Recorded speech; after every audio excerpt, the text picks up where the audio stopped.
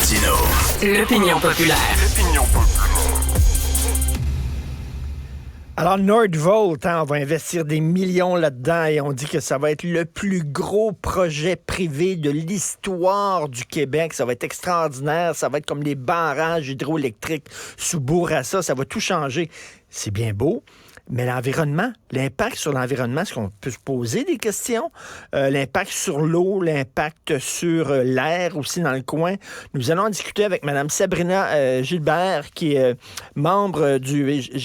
Sabrina Guilbert, pardon, qui est membre du comité Action citoyenne Projet Nordvolt. Bonjour, Mme Guilbert. Bonjour, M. Martineau. Si je peux prendre la balle au bon, vous avez dit des millions. Oui, on va investir des milliards dans ce projet-là. Ben oui, donc, des milliards, en fait. C'est beaucoup de millions. Effectivement. Et qu'est-ce qu'il y en est, là? Parce qu'on dit, là, écoutez, c'est tellement important qu'on va contourner le BAP. Ils n'auront pas besoin de passer devant le pape. Là, les gens ont dit, ben ça n'a pas de maudit bon sens. Là, on dirait que le ministre a peut-être reculé. Est-ce qu'il va y avoir un BAP ou il n'y en aura pas, là, Mme Guilbert? Bonne question pour éclairer les citoyens. Il va y avoir un BAP seulement sur le volet recyclage du projet. Donc, pas sur l'entièreté du projet. Donc, on n'aura pas d'informations objectives, d'évaluation objective environnementale sur le terrain qui contient une grande biodiversité et qui sera détruit. Je m'excuse, je vais devoir mettre une couverture sur ma perruche qui veut s'exprimer à la radio ce matin. Donc, je fais ça en même temps, on s'adapte. Alors, oui, c'est ça. Il n'y aura pas d'études environnementales objectives et c'est pas seulement sur le terrain, mais c'est tous les effets que vous avez nommés tantôt. Il va y avoir beaucoup d'utilisation de l'eau dans le processus de refroidissement de l'usine. Oui, il y a eu, l'entreprise nous a rencontrés, a parlé de ça, mais lorsque c'est pas une évaluation objective, il y a quand même des limites à ça, hein, vous entendrez. Donc, l'utilisation et les rejets dans l'air, les rejets, tout ce qui est gestion des matières dangereuses.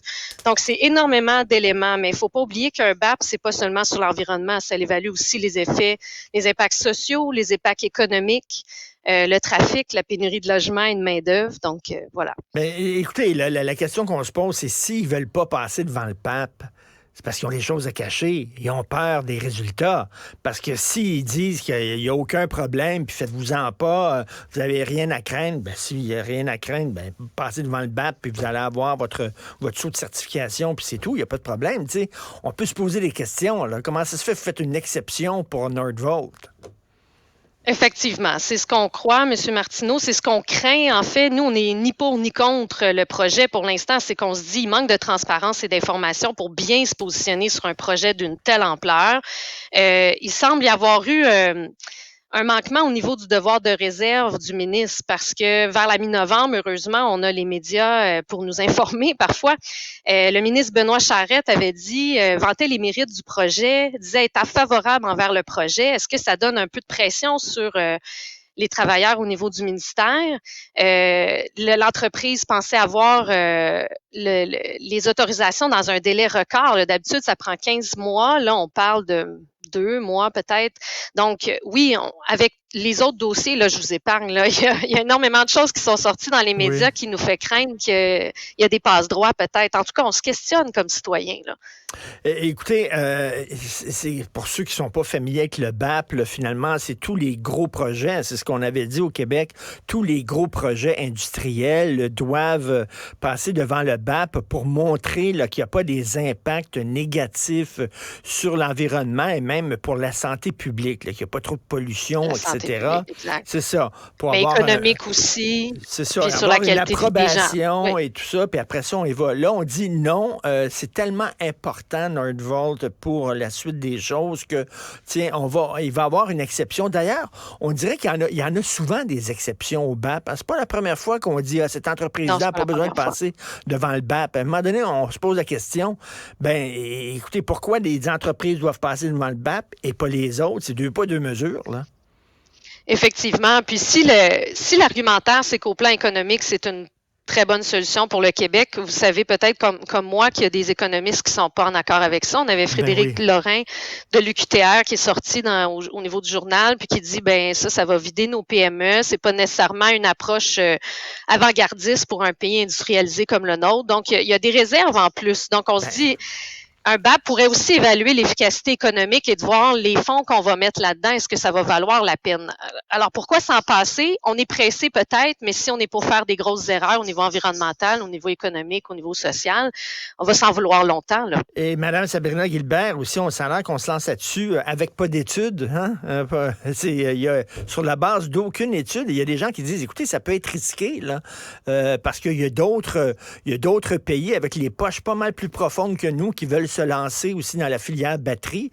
Et est-ce que le jeu en vaut la chandelle? Bref, je veux dire, avant de se lancer dans un gros projet comme ça, est-ce qu'on peut étudier tous les tenants, les aboutissants, comme vous dites, au point de vue économique, au point de vue impact, au point de vue main-d'œuvre même et tout ça? Et on a l'impression là, qu'on nous enfonce ça dans la gorge, puis il faut être pressé, là. Et c'est ça, comme vous, il y a des gens qui disent, excusez, est-ce qu'on peut étudier les impacts de tout ça? Effectivement, puis c'est encore le temps de le faire. Les citoyens peuvent faire la demande pour un BAP. Il y a à l'Assemblée nationale, si vous cliquez dans Google, l'Assemblée nationale pétition Nordvolt, vous allez tout de suite tomber dessus. En 2 jours, on est monté de 1400 à 2000. Fait que c'est sûr que ça monte rapidement, mais elle est peu connue. Cette pétition-là, si elle est élevée, pourrait faire changer peut-être le gouvernement. Il y a aussi l'entreprise qui pourrait faire le choix de demander un BAP, qui ne l'a pas fait pour l'instant, même si elle se dit la plus verte dans son domaine et qu'elle cherche l'acceptabilité sociale, pardon.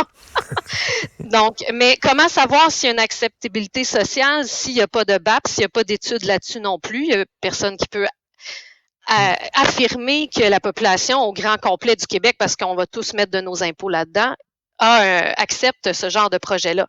Seul un BAP complet peut nous dire si oui ou non il y a une vraie acceptabilité sociale. Je m'excuse. Mais vous êtes membre du comité d'action citoyenne Projet Nordvolt.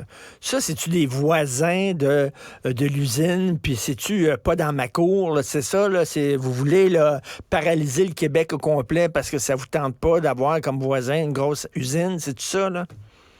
Je comprends votre question. Ouais. C'est sûr que ça nous concerne plus parce qu'on est voisins, mais il n'y a pas seulement des voisins. Vous seriez surpris des gens qui nous contactent sur notre page publique Facebook de partout à travers le Québec parce qu'ils sont inquiets parce que ce qui se fait à quelque part au Québec a un impact ailleurs. Surtout que là, on parle du plus grand projet industriel que le Québec ait connu. Donc, c'est beaucoup d'argent public et ça peut avoir des impacts sur d'autres industries, les mines, entre autres. Donc, non, c'est sûr que nous, on s'implique davantage parce que ça serait notre voisin, évidemment.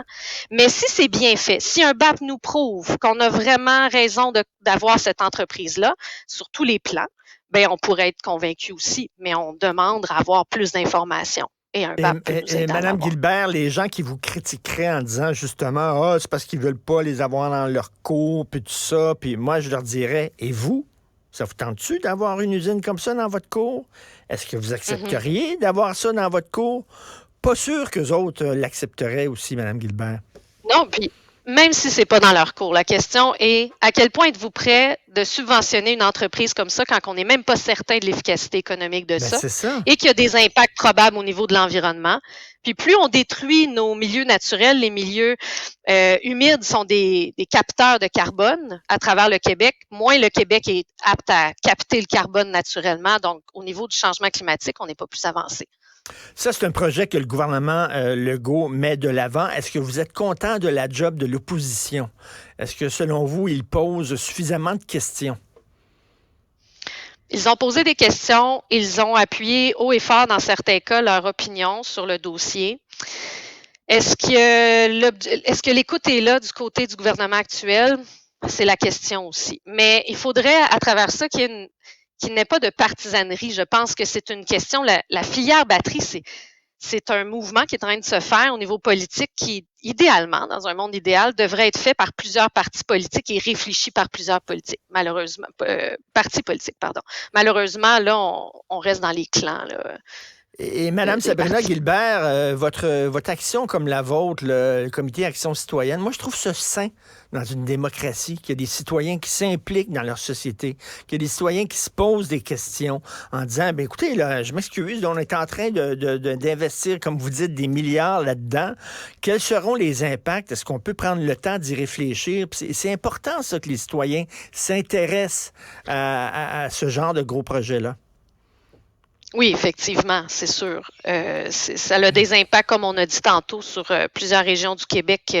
C'est pas les mêmes impacts localement, mais il faut pas minimiser les impacts économiques. Puis, comme on dit, chaque milieu humide qu'on détruit, c'est un pouvoir de captation du carbone qui s'en va, là, dans le fond, là, au niveau du Québec.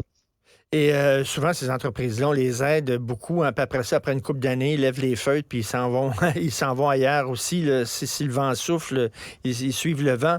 Les gens qui veulent s'impliquer dans votre action citoyenne, j'imagine que vous avez une page web, Mme Guilbert? Oui, pour l'instant, on a une page Facebook. On va avoir les autres réseaux sociaux très bientôt. Vous pouvez taper dans Facebook Nordvolt, puis vous allez tomber tout de suite sur une page publique que vous pouvez vous joindre.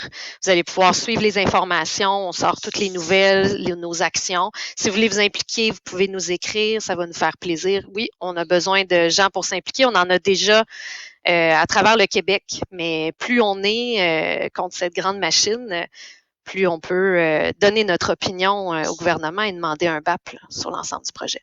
Oui, tout à fait. C'est extrêmement important. Sinon, à quoi ça sert d'avoir un BAP si justement on donne des passe-droits à certaines entreprises sous prétexte que c'est pressé? Merci beaucoup et bon temps des fêtes pour vous et votre famille. Madame Sabrina Guilbert, membre du Merci, comité M. Martineau. Action citoyenne, projet Nordvolt. Bon courage. Bonjour. Merci.